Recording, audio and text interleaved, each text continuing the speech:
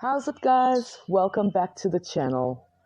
I'm starting this video with a photo of the 12th of November 2018, and I am proceeding with the rest of the video, as you can see, from August of the moon just right through until the 12th of November 2021.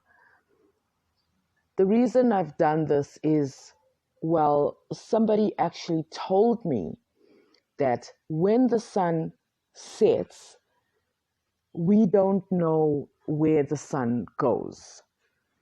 And in reality, the sun doesn't go anywhere. It's that the earth with us on it are in rotation. And then they say, but we can't feel the earth move. And that should be like a blessing, because imagine feeling 1,600 kilometers per hour linear velocity at the, not linear, tangential velocity of the earth, where when we drive our vehicles, I don't know what the speed limits are in your country, but on the open highway, our speed limit is 120 kilometers per hour. So that's as fast as we can go on the land in South Africa. Now, obviously, aeroplanes and boats are a different story, but even though these objects and us can move independently on the earth, we are still in all of those motions moving with the earth. And the fact that we can't feel it falls at the feet of conservation of momentum. This planet was already in motion by the time the creatures and us appeared upon it. And coming back to the point of, we don't know where the sun goes.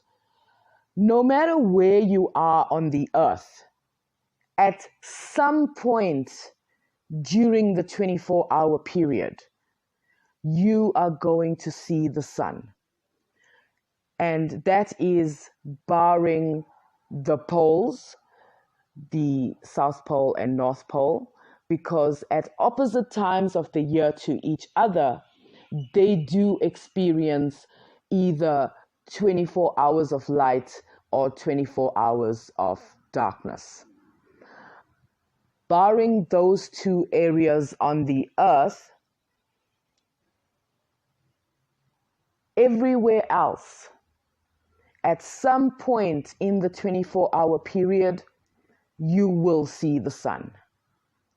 And I would like somebody to help me if you are in the United States or Canada, or better still, Hawaii, because the antipode to my city, which is Pretoria in South Africa, the antipode to Pretoria is Hana in Hawaii.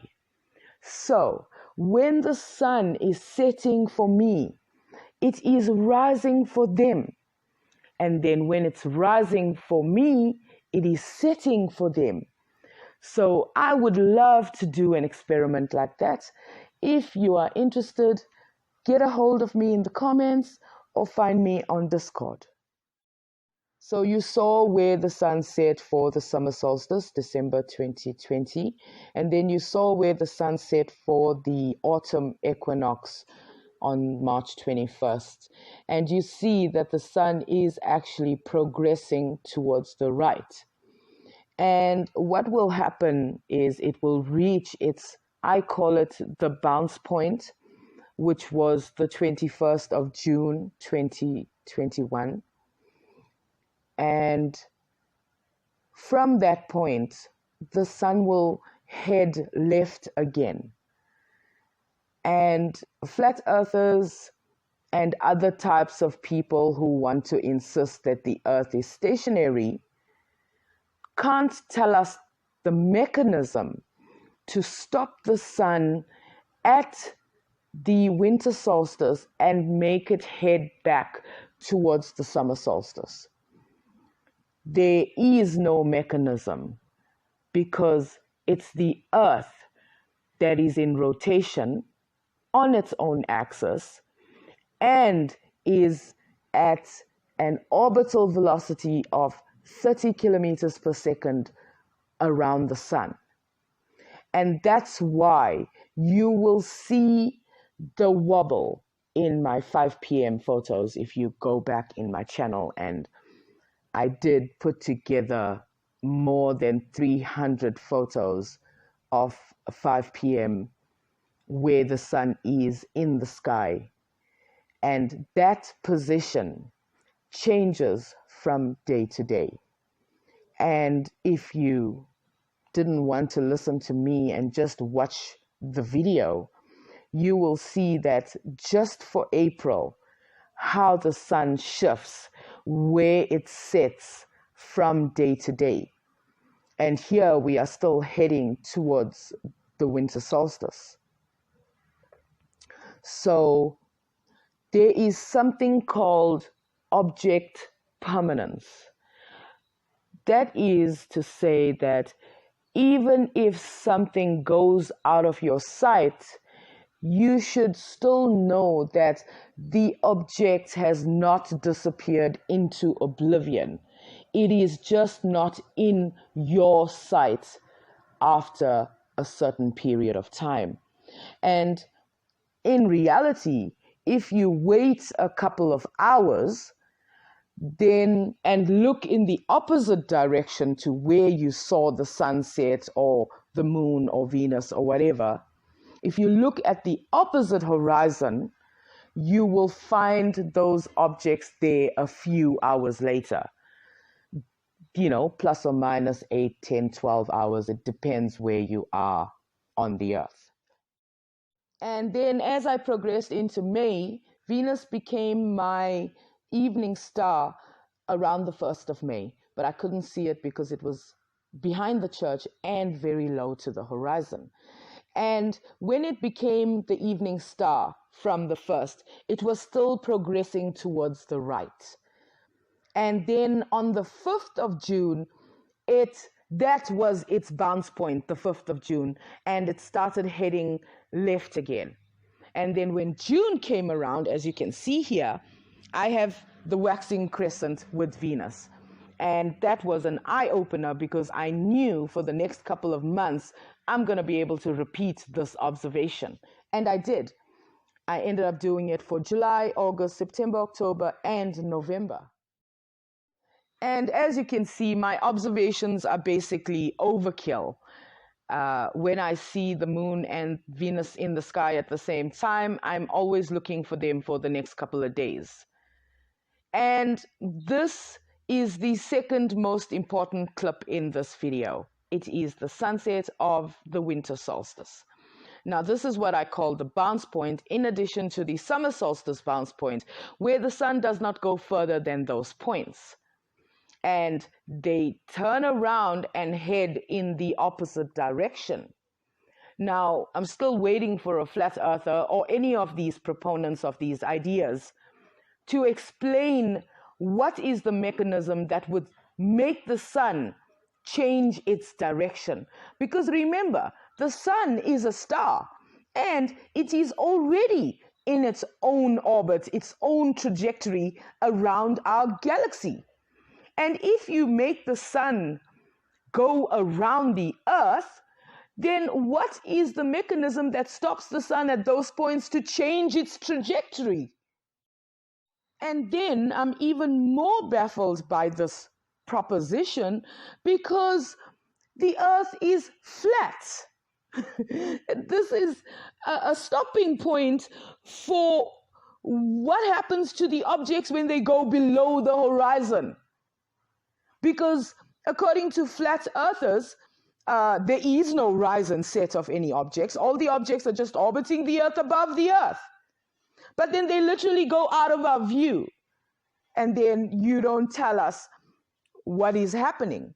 But then if we put the Earth in rotation, in an orbit around the sun, all of these observations end up making sense. I mean, why the hell do we even have darkness, the absence of light? And then you go even one step further and you say that space is fake. But the Earth is part of space. And all the objects we see around us are part of space. If space is fake, where are these objects? You can't have this outlook and say, oh, that's just the way what I see. No, everything is actually more than just one person's outlook. And one thing flat earthers, I don't know, don't want to understand or whatever, is that we have an atmosphere. And our atmosphere is bloody turbulent. It does not behave because it is being dragged along with the earth. It can't do whatever it wants. It's the atmosphere. It is part of the earth. It is what allows us to live. And then the other thing that really boggles my mind, it baffles me to no end, is a spiraling up and spiraling down sun. Now, already they can't explain the mechanism that causes the sun to change its trajectory at the solstices, and they cannot explain how the sun goes below the horizon on the one side and comes up, from below to above the opposite horizon. Now the sun is spiraling up and spiraling down. I don't see any evidence of this in the 3 years that I've been doing this.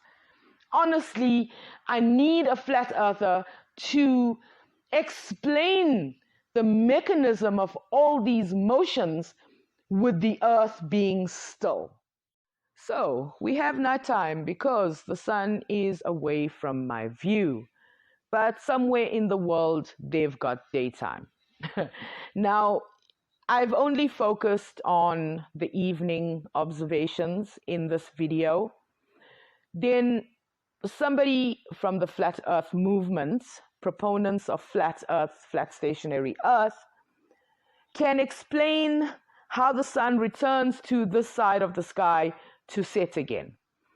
And in any of my observations, do you see the sun going sideways across the sky and me following the sun in that spiral pattern? That does not happen. And I'm sure you paid very close attention to that clip of the moon there, where it loses its glow as soon as the sun rises. That is because the moon is not its own light source. It is a hunk of rock, just like the earth, having the sun cast its light on it. So in this video, you've watched the sun start off there in November 12, 2018 at that big tree. And we went through from the summer solstice through to the winter solstice and back to November. You will see, as you can see in this little clip, it's Venus in November, and I've got in this video Venus in May. And you can see now it's well into the west-southwest together with the sunset. And I would like the flat earthers to go to my Discord and let's have a discussion about all these observations and why they appear as they appear and what mechanisms are in place to cause these objects to move across the sky and disappear from our view, to below the horizon and appear from below to above the opposite horizon, and etc., etc., etc. I'll await your explanations. So guys, if you've made it this far, thank you so much for watching. Please comment, give the video a like, subscribe to my channel, and ring that bell. If you might be so inclined, please support me on PayPal or check out my Amazon wishlist. Please guys, stay safe and I will catch you in the next video. Bye!